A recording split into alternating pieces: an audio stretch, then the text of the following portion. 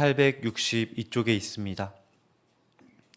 저희 이 말씀 한 절씩 돌아가면서 읽고 마지막 절 함께 읽도록 하겠습니다. 요셉을 양떼같이 인도하시는 이스라엘의 목자여 귀를 기울이소서. 그룹 사이에 좌정하신 이여 빛을 비추소서.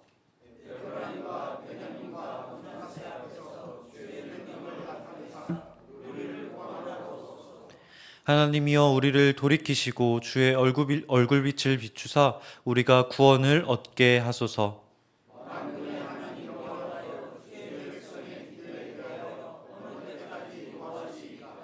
주께서 그들에게 눈물의 양식을 먹이시며 많은 눈물을 마시게 하셨나이다.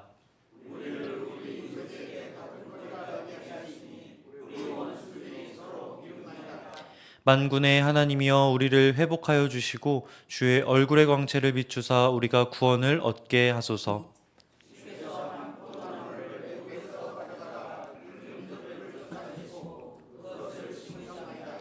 주께서 그 앞서 가꾸셨으므로 그 뿌리가 깊이 박혀서 땅에 가득하며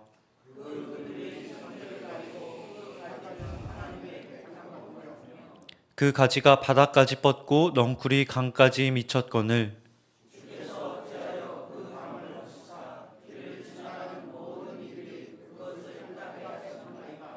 숲속의 멧돼지들이 상해하며 들짐승들이 먹나이다.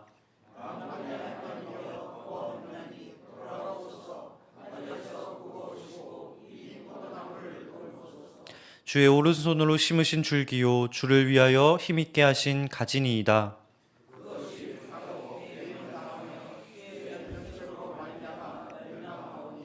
주의 오른쪽에 있는 자 곧 주를 위하여 힘있게 하신 인자에게 주의 손을 얹으소서.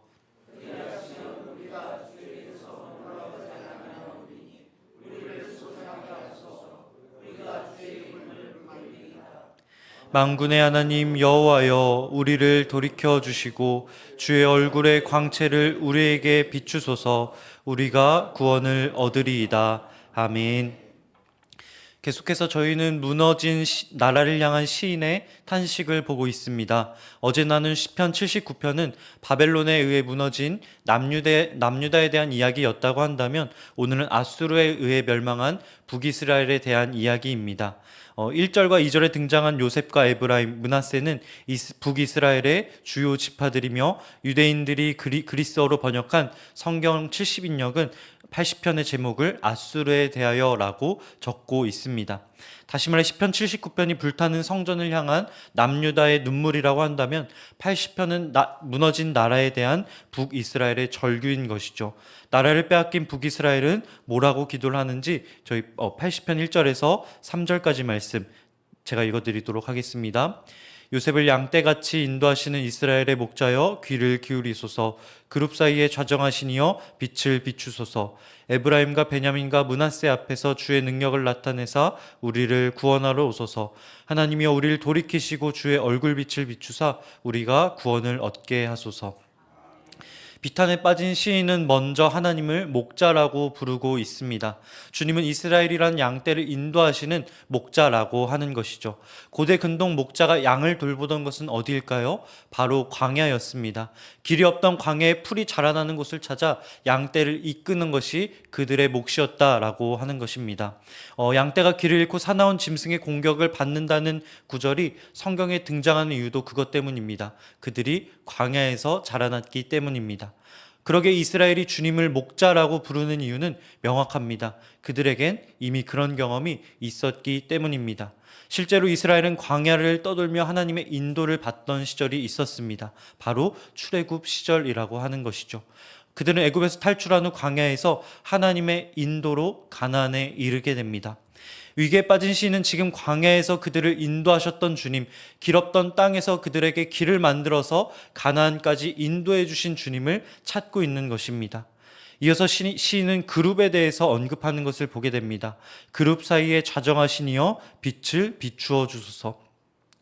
여기 나온 그룹은 하나님의 보좌를 지키는 영적 존재로 창세기에서 에덴 동산을 지키던 이 천사들입니다. 출애굽 이후 주님은 그룹을 가장 거룩한 장소인 지성소한 언약궤 위 양쪽에 금으로 만들어 세우라고 말씀하셨습니다. 그리고 내가 그룹들 사이에서 너희에게 말하겠다라고 이야기하십니다. 저희 출애굽기 25장 18절에서 22절까지 읽어드리도록 하겠습니다. 금으로 그룹들을 속죄소 두 끝에 쳐서 만들되 한 그룹은 이 끝에 또 한 그룹은 저 끝에 곧 속죄소 두 끝에 속죄소와 한 덩이로 연결할지며 그룹들은 그 날개를 높이 펴서 그 날개로 속죄소를 덮으며 그 얼굴을 서로 대하여 속죄소를 향하게 하고 속죄소를 궤 위에 얹고 내가 내게 줄 증거판을 궤 속에 넣어라. 거기서 내가 너와 만나고 속죄소 위 곧 증거궤 위에 있는 두 그룹 사이에서 내가 이스라엘 자손을 위하여 내게 명령할 모든 일을 내게 이르리라. 시인은 하나님이 그들과 광야에서 함께했던 기억을 떠올립니다. 목자이신 주님이 그들을 인도하시고 그룹 사이에서 말씀하셨던 주님을 떠올리고 있습니다. 바로 이것이 위기에 빠진 시인이 했던 행동이라고 하는 것이죠. 그러고 보니 에브라임과 므낫세, 베냐민 지파의 공통점도 있습니다. 에브라임과 므낫세 두 지파는 북이스라엘의 대표 지파이지만 베냐민은 그렇지 않습니다. 역대하 11장 12절을 통해 알 수 있듯이 베냐민은 남유다에 속한 지파였습니다. 그렇다면 아삽은 왜 베냐민을 에브라임과 므낫세와 함께 묶어서 이야기하고 있는 것일까요? 저희 민수기 2장 18절에서 22절까지의 말씀 마찬가지 읽어드리도록 하겠습니다. 서쪽에는 에브라임의 군대에 진영의 군기가 있을 것이라. 에브라임 자손의 지휘관은 암미우스의 아들 엘리사마요. 그의 군대로 계수된 자가 4만 500명이며 그 곁에는 므낫세 지파가 있을 것이라. 므낫세 자손의 지휘관은 브다술의 아들 가말리엘이요. 그의 군대로 계수된 자가 3만 2,200명이며 또 베냐민 지파라. 베냐민 자손의 지휘관은 기드오니의 아들 아비단이요. 남유다인 베냐민이 북이스라엘에 속한 두 지파와 함께 묶인 이유가 무엇입니까? 그것은 이들이 출애굽 당시 광야에서 성막 서편에 함께 진을 쳤던 지파였기 때문에 그렇습니다. 이들은 라헬의 아들 지파이기도 했지만 광야에서 함께 서편의 진을 치던 지파라고 하는 것이죠. 이들은 진 가장 뒤에 위치한 자들이었습니다. 가장 뒤에서 진 전부를 볼 수 있던 지파였습니다. 성막에서 가장 거룩한 곳인 지성소와 가장 맞닿은 곳에 위치한 자들이었고 유일하게 그 성소를 앞으로 바라보며 전진하는 지파들이었습니다. 다시 말해 시인은 80편 1절과 2절 말씀을 통해 광야에서 하나님의 임재와 가장 있었던 때를 떠올리고 있는 것입니다. 하나님이 말씀하시던 자리, 진영 중심에 하나님이 계셨던 그 시기, 하나님이 빛을 비추시고 얼굴을 드러내셨던 그 시기를 떠올리며 그 시절로의 회복을 간절히 바라고 있는 것이죠. 그 마음이 3절 말씀에 드러나 있습니다. 저희 3절 말씀 함께 읽도록 하겠습니다. 우리를 돌이키시고 주의 얼굴빛을 비추사 우리가 구원을 얻게 하소서. 주의 얼굴빛을 비추사 우리가 구원을 얻게 하소서. 이 표현은 80편에 3번에 걸쳐 등장하는 것을 보게 됩니다. 3절과 7절 그리고 19절 말씀입니다. 다시 말해 시인의 간절한 소원이 바로 여기에 담겨 있는 것이죠. 여기서 얼굴은 하나님의 임재를 가리킵니다. 이스라엘을 떠나 하나님이 다시 오셔야 그들이 회복할 수 있다는 간절한 소원이 바로 여기에 담겨 있는 것입니다. 고대 근동의 전쟁은 단순한 국가 간의 전쟁이 아니었습니다. 신과 신 사이의 대리전이었습니다. 아수르가 이집트를 꺾으면 아슈르가 라를 이긴 것이고 바벨론이 아수르를 무찌르면 마루드기 아슈르보다 훨씬 더 센 신이 되는 것입니다. 사무엘상 4장에서 하나님의 언약궤를 블레셋이 가져간 사건 역시 마찬가지입니다. 이스라엘을 이긴 블레셋은 하나님의 궤를 다곤 신전에 가져다 다곤 신상 앞에 둡니다. 곧 다곤이 여호와를 이겼고 여호와를 다스린다는 선언을 그렇게 했다라는 것이죠. 다시 말해 이때는 전쟁의 승패가 신의 승패로 해석되던 시기, 다른 신을 이긴 자가 진짜 신으로 여겨지던 시기였습니다. 그러기에 한 민족을 제외한 모든 민족이 전쟁에서 지면 신을 포기하고 그들의 신앙을 포기하는 것을 보게 됩니다. 아수르가 그랬고 바벨론이 그랬습니다. 애굽이 그랬고 로마가 그랬던 것이죠. 고대 시대의 패배는 신의 패배요, 승리는 어떤 신이 강한지에 대한 증거였기 때문에 전쟁에서 진 민족은 자신의 신을 버리고 정복자의 신을 받아들입니다. 단 한 민족 이스라엘만 제외하고 말이죠. 나아가 자신이 속한 제국의 문화와 통치를 거부 없이 받아들입니다. 한 민족을 제외하고 말입니다. 이스라엘은 다른 민족과 다르게 그들의 신앙을 포기하지 않을 뿐더러 제국의 문화도 거부하는 것을 보게 됩니다. 그들의 통치를 따르지 않고 하나님이 다시 오셔서 우리를 다스려 달라고 이야기하는 것을 성경 곳곳을 통해 보게 됩니다. 그들은 패배와 상실 속에서도 여호와 섬기기를 포기하거나 다른 신을 섬기지 않았다라고 하는 것이죠. 이것은 쉽지 않은 일입니다. 자신을 조롱하는 이들 앞에서 끝까지 자신의 신앙을 지키기란 결코 쉽지 않은 일이기 때문에 그렇습니다. 눈에 보기에 더 강한 신을 따르지 않는 것은 어리석어 보이기 때문에 그렇습니다. 이 노래가 불리던 때 이스라엘은 아수르의 큰 도시에서 포로로 지내고 있었습니다.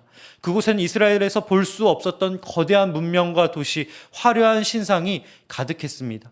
높이 솟은 성벽과 웅장한 신전, 눈에 띄는 제국의 신들의 상징은 마치 하나님은 초라하고 계시지 않는 것처럼 느끼게 하기에 충분했을 것입니다. 왜냐하면 그들에게 남은 것은 무너진 성벽과 나라, 침묵 중이신 하나님이었기 때문입니다. 그럼에도 그들은 한 가지 분명한 행동을 하는 것을 보게 됩니다. 바로 신앙을 포기하지 않는 것입니다. 다른 모든 민족은 신앙을 포기합니다. 자신의 신을 욕하고 원망하는 것을 넘어서 잊어버리고 다른 신으로 떠나가는 것을 보게 됩니다. 그러나 이스라엘은 어떻게 합니까? 계속해서 하나님을 찾아갑니다. 하나님을 붙잡고 원망할지언정 그 하나님께 자신의 마음을 토로하고 붙잡는 것을 놓치지 않는 것을 보게 됩니다. 시편 80편은 그런 그들을 회복시켜달라는 외침으로 가득합니다. 이방의 문명을 따르지 않습니다. 다니엘 1장 8절에 다니엘과 같이 끝까지 하나님의 뜻을 따르기로 결단합니다. 하나님 어디 계시느냐 이들의 외침은 불신앙의 표현이 아닌 주님과의 관계를 다시 회복하고 싶은 이들의 간절한 외침이었던 것이죠. 이스라엘은 단 한 번도 거대한 제국을 이뤘던 적이 없었습니다. 아수르처럼 수많은 나라를 무너뜨린 적도 바벨론처럼 화려한 제국을 세운 적도 없었습니다. 세상 사람들 보기에 하나님은 경쟁에서 밀릴 수밖에 없는 신이었습니다. 전쟁에서 패배한 무능력한 신처럼 보였을지도 모릅니다. 여러분, 그러나 마르둑과 여호와 하나님 중 여전히 살아계셔서 역사하고 계신 분은 누구입니까? 아슈르와 여호와 하나님 중 여전히 우리의 예배를 받고 계신 분은 누구이십니까? 바로 여호와 하나님이십니다. 당대 최고의 나라가 섬기던 신들은 모두 사라졌지만 주님은 여전히 살아계셔서 이 땅 가운데 자신의 나라를 이루어가고 계시더란 것이죠. 그 나라에 강한 자가 많아서입니까? 그렇지 않습니다. 그 나라가 화려한 시스템으로 중무장했기 때문에 그렇습니까? 그렇지 않습니다. 하박국 2장 말씀과 같이 끝까지 신실하게 하나님을 따르는 자들을 통해 주님은 오늘도 그 나라를 이루고 보존해 가고 계십니다. 오늘날 많은 이들이 신앙을 잃어버리고 있다고 이야기하고 있습니다. 어떤 이는 기도 응답이 이루어지지 않아, 어떤 이는 교회가 세상보다 화려하지 못해, 또 때로는 신앙을 조롱하는 이들의 손가락질 때문에 신앙을 잃어버린다고 이야기합니다. 그러나 교회는 나의 기도를 따라 움직이시는 하나님에 의해 운영되는 곳이 아닙니다. 화려한 기술로 유지되는 곳이 아닙니다. 교회를 칭찬하는 세상의 소리에 좌지우지되는 곳이 아닙니다. 하나님의 나라는 침묵하시는 하나님 앞에 끈질기게 나와 기도의 끈을 놓지 않는 자들을 통해 운영되는 곳입니다.